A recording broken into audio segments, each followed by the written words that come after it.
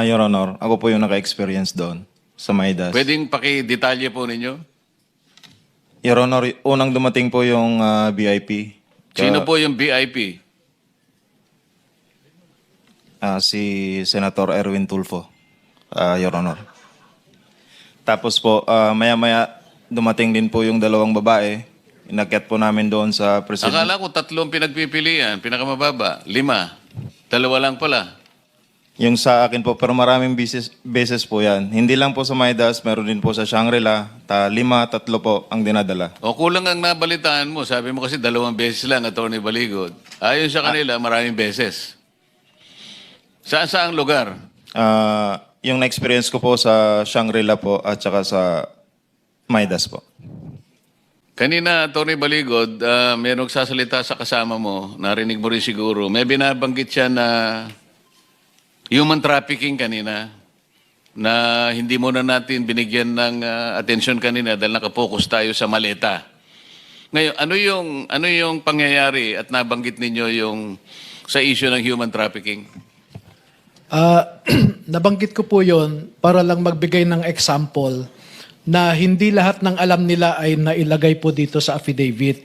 At nabanggit ko yung example po na yon dahil napakabigat po na krimen yun eh. Yung human trafficking, I think under the new law 11362, punishable by 15 to 20 years plus perpetual disqualification to hold public office. And isang mataas na opisyal ang gumagawa noon.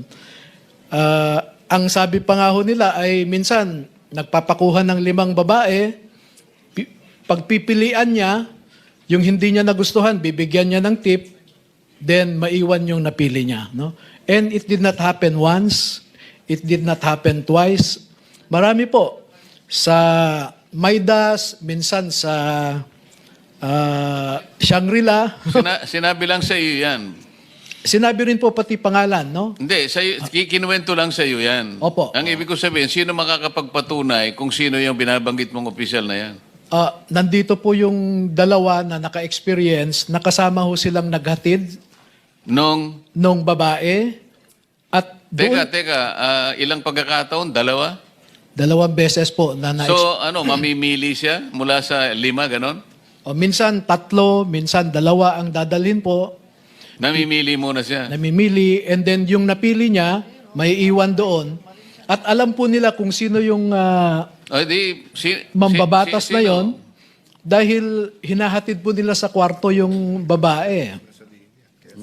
Walang ibang chance sabihin na nila. Pero ikwento na lang ng Marino para Yung siguro